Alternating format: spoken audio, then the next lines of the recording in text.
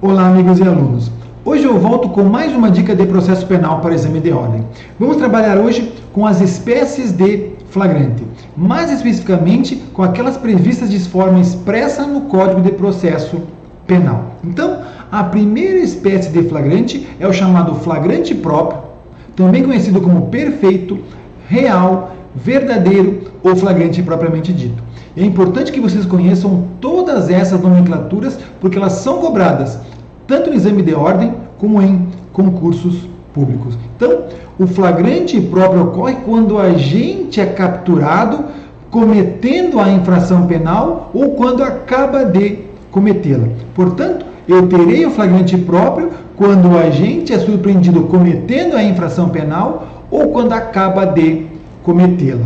O flagrante próprio está previsto no artigo 302, incisos 1 e 2 do Código de Processo Penal, que estabelece: considera-se em flagrante delito quem, inciso 1, está cometendo a infração penal ou, inciso 2, acaba de cometê-la. Portanto, o flagrante próprio está previsto em dois incisos, tanto no inciso 1 como no inciso 2 do Código de Processo Penal, artigo 302. Agora, observação importante em relação ao flagrante próprio.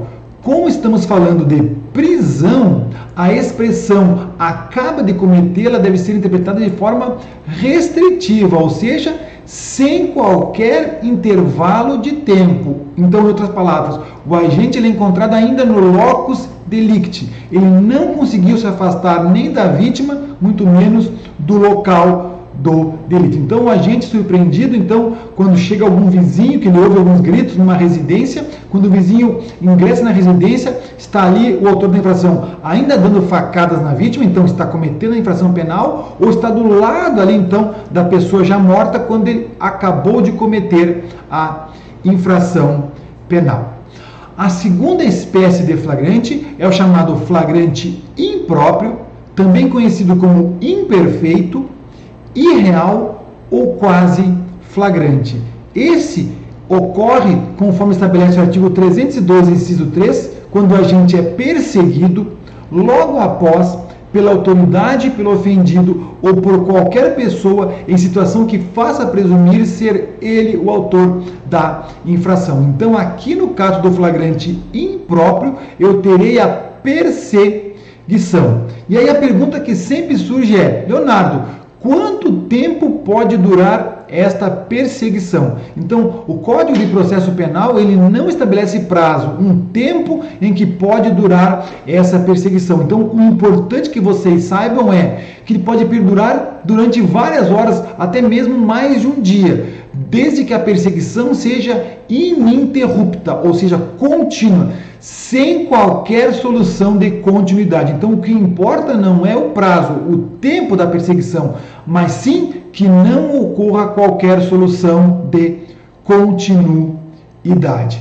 Importante que vocês conheçam em relação aqui ao flagrante impróprio, o que estabelece o artigo 290, parágrafo 1º do Código de Processo Penal, que estabelece: entender-se-á que o executor vai em perseguição do réu quando, a linha A, tendo-o avistado, for perseguindo-o sem interrupção, embora depois o tenha perdido de vista. E a linha B, sabendo por indícios ou informações fidedignas que o réu tenha passado há pouco tempo em tal ou qual direção, pelo lugar em que o procure, for no seu encalço. Ok? E a terceira espécie de flagrante prevista no Código de Processo Penal é o chamado flagrante presumido, também conhecido como ficto ou assimilado. Esse é o que está previsto no inciso 4º do artigo 302, que estabelece: então, considera-se em flagrante delito quem, inciso 4, é encontrado logo depois com instrumentos, armas, objetos ou papéis que o façam presumir ser ele o autor da infração. Então, percebam que aqui no flagrante presumido eu não tenho a perseguição. Então, basta, o que a lei exige é que o agente seja encontrado logo depois da prática do ilícito penal com coisas que traduzam um veemente indício de autoria ou participação no crime, na infração penal. Então, aqui, no caso do inciso 4, não é necessária a perseguição. É óbvio, como estamos falando de prisão, o termo logo depois também deve ser interpretado de forma restritiva. Não pode ser um prazo alargado. Ok? Vamos ver como esses temas já foram cobrados no exame de ordem pela FGV. Então, a primeira questão foi em 2018, no 25º exame de ordem, que dizia o enunciado. No dia 15 de maio de 2017, Caio, pai de adolescente de 14 anos, conduzia veículo automotor em via pública às 14 horas, quando foi solicitada sua parada em uma blitz. Após consultar a placa do automóvel, os policiais constataram que o veículo era produto de crime de roubo ocorrido no dia 13 de maio de 2017, às 9 horas. Diante da suposta prática do crime de receptação, realizaram a prisão e encaminharam Caio para a delegacia.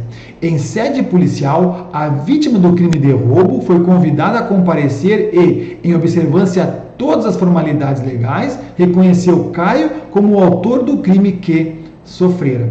A autoridade policial lavrou auto de prisão em flagrante pelo crime de roubo, em detrimento da receptação.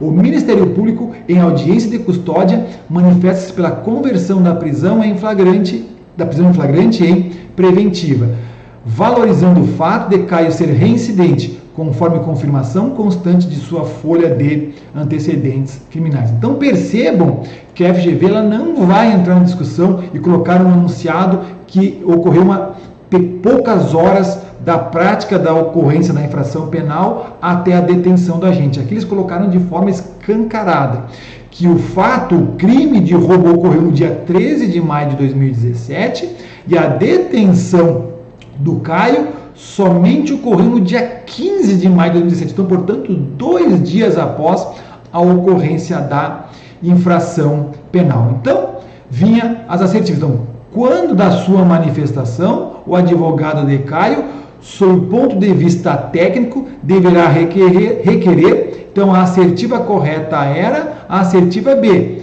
o relaxamento da prisão em razão da ausência de situação de flagrante. Vocês sabem, né, que quando a prisão em flagrante ela for ilegal, cabe o relaxamento da prisão. E neste caso, então, era escancarado que não existia nenhuma das espécies de flagrante, tendo em vista que o crime de roubo ocorreu no dia 13 e ele somente foi detido no dia 15. Ele até foi conduzido pelos policiais, tendo em vista uma suposta prática de um crime de receptação. Mas, posteriormente, o enunciado disse que o delegado de polícia autuou ele em flagrante pelo crime de roubo. Então, era óbvio que não existia hipótese de flagrante. A segunda questão foi cobrada em 2012, no 9º exame de ordem, com o seguinte enunciado. O Código de Processo Penal Pátrio menciona que também se considera em flagrante delito quem é perseguido logo após o delito pela autoridade, pelo ofendido ou por qualquer pessoa em situação que faça presumir ser o perseguido autor da infração. A essa modalidade dá-se o nome de flagrante. Então, lembra que eu falei para vocês que era importante que vocês conhecessem todas as nomenclaturas das espécies de flagrante? Então, a assertiva correta era flagrante impróprio. Então, lembra, flagrante próprio, o agente é detido cometendo a infração penal ou quando acaba de cometê-la. E no caso do flagrante impróprio, então, o agente é perseguido. No caso do flagrante ficto, não existe a perseguição, o agente é encontrado logo depois com objetos, armas, papéis e objetos que façam presumir ser ele o autor da infração penal. As assertivas C e D são espécies de flagrantes, que são criações doutrinárias, até também legal, mas que eu vou trabalhar com vocês num próximo vídeo. Ok, pessoal? Então, era isso que eu tinha para conversar com vocês no vídeo de hoje. Se você gostou dessa dica, deixe seu like, seu joinha aqui no vídeo, inscreva-se no meu canal do YouTube, ative as notificações para que você possa receber as informações dos próximos vídeos que serão publicados. Bons estudos e um grande abraço.